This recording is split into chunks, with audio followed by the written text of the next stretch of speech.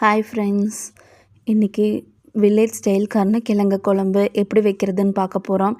அதுக்கு ஒரு மண் சட்டியில் வைங்க. மண் சட்டியில் எண்ணெய் ஊற்றி கடுகு, சோம்பு, சீரகம் அது கொஞ்சம் பொரிஞ்சு வந்ததும் காஞ்ச மிளகாய், பச்சை மிளகாய், கருவேப்பிலை போட்டு நல்லா வணக்கிக்கலாம். இது வணங்கிட்டே இருக்கட்டும், நல்லா பொரிஞ்சு வரணும். பொரிஞ்சு வந்ததுக்கப்புறம் நல்லா ஒரு கைப்பிடி அளவு சின்ன வெங்காயம் யூஸ் பண்ணுங்கள்.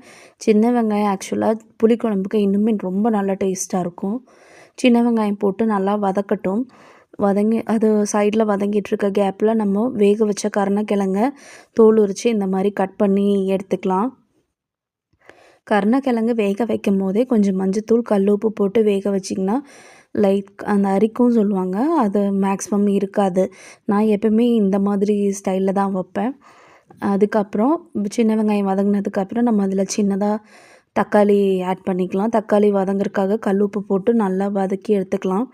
இந்த அளவுக்கு எண்ணெய் பிரிஞ்சு தக்காளி வதங்கி வரணும்.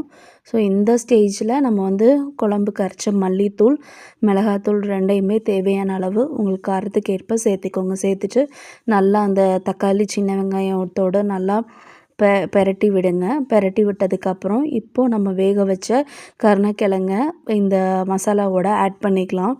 கருணக்கிழங்கு உடையாமல் பெரட்டுங்க. உடஞ்சிச்சின்னா ரொம்ப குழஞ்சி குழம்பு ரொம்ப கெட்டியாயிடும். அதனால இந்த மாதிரி நான் இப்படி போடுறேன் இல்லையா, இந்த மாதிரி ரொம்ப கிளறாமல் லைட்டாக மேலேயாப்பில் மசாலா கோட் ஆகிற அளவுக்கு கிளறுங்க. இது கொஞ்சம் கிளறிட்டு இருந்துட்டு ஒரு 2 செகண்ட் விட்டுருங்க. அதுக்கப்புறம் கரைச்சி வச்ச புளி தண்ணியை சேர்த்துங்க. உங்களுக்கு ரொம்ப புளிப்பாக வேணும்னா உங்களோட அளவுக்கு தகுந்த மாதிரி புளிப்பை சேர்த்துக்கோங்க. இது நல்லா கிளறி விடுங்க. கிளறி விட்டுட்டு இது லைட்டாக ஒரு கொதி வரணும். அந்த அளவுக்கு நம்ம கிளறி விட்டுக்கலாம்.